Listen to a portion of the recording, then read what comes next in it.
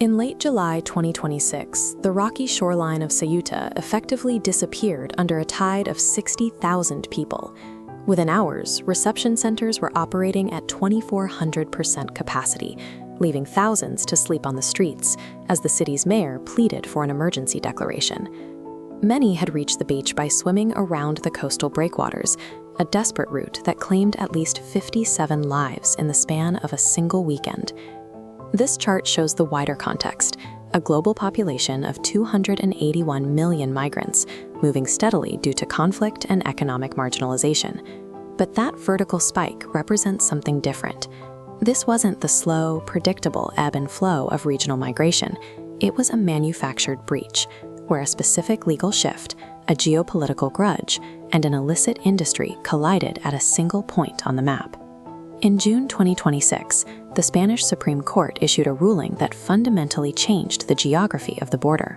It banned the practice of hot returns, the summary deportation of migrants, but only for those intercepted at sea. This split the border.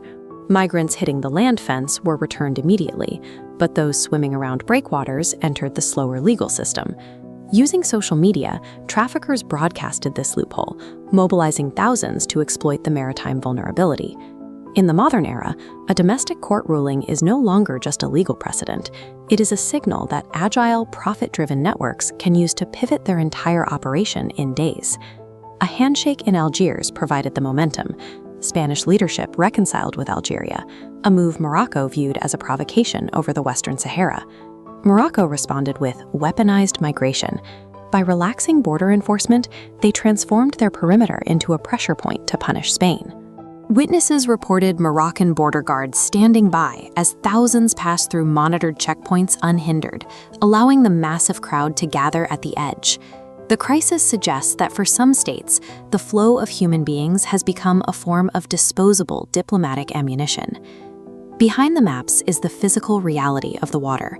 People navigating dark, churning currents and sharp rocks on inner tubes, their entire lives zipped into waterproof pouches.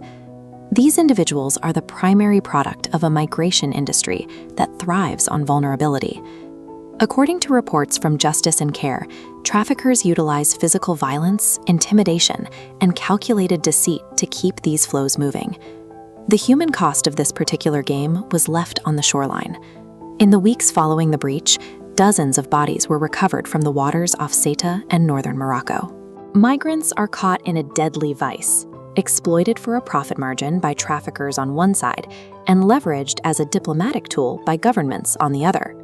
Once the initial surge ended, the reality of life in Ceuta set in. Facing homelessness and a total lack of resources in the overwhelmed city, roughly half of those who arrived voluntarily returned to Morocco within days. But the imagery of the breach had already begun to circulate, providing immediate political capital for right-wing factions across Europe. The shockwaves reached Italy and France, where leaders moved to unilaterally suspend their open borders with Spain, citing a need to prevent the migration contagion from moving north. Within a week, Finland, Austria, and Denmark joined the call, demanding that Spain be suspended or expelled from the Schengen area for failing to secure the external perimeter of Europe. The 2026 Ceuta breach suggests that the ideal of open borders remains precarious. It is a system that stays stable only as long as human desperation is not converted into a profit for traffickers or a weapon for states.